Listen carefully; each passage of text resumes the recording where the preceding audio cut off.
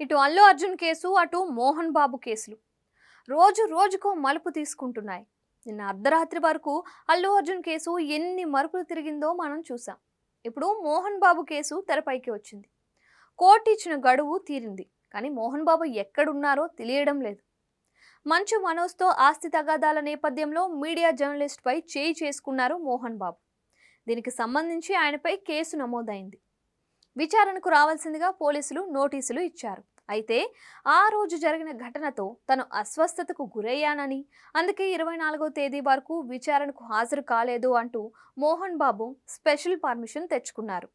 ఆ గడువు నిన్నటితో ముగిసింది. పైగా ఈ గ్యాప్లో మధ్యంతర బెయిల్ కోసం మోహన్ బాబు పెట్టుకున్న పిటిషన్ను కూడా హైకోర్టు తిరస్కరించింది. ముందు విచారణకు హాజరవ్వాలని, ఆ తర్వాత కింది కోర్టులో బెయిల్ పిటిషన్ పెట్టుకోవాలని సూచించింది. దీంతో మోహన్ బాబుకు లీగల్గా మరే మార్గము కనిపించలేదు. ఈ నేపథ్యంలో ఈరోజు మోహన్ బాబు పోలీసుల విచారణకు హాజరవుతారా అబ్బరా అనే ఆసక్తి అందరిలో నెలకొంది.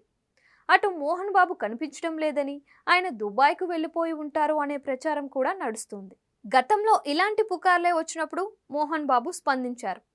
ప్రస్తుతం తన ఇంట్లోనే ఉన్నానని, చికిత్స తీసుకుంటున్నానని ఆయన ప్రకటించారు. ఈసారి మాత్రం మోహన్ బాబు నుంచి ఎలాంటి సమాచారం లేదు అంటున్నారు పోలీసులు. ప్రస్తుతం పోలీసులు ఇదే పని మీద ఉన్నారు. మోహన్ బాబు ఎక్కడున్నారో తెలుసుకునే ప్రయత్నం చేస్తున్నారు. ఆ తరువాత నోటీసులు ఇచ్చారు. మోహన్ బాబు విచారణకు హాజరు కాకపోతే ఆయన్ను అరెస్ట్ చేసే అవకాశం ఉంది అంటున్నారు. తాజా పరిణామాలతో జల్పల్లిలో మోహన్ బాబు నివాసానికి మీడియా తాకిడి మరోసారి పెరిగింది.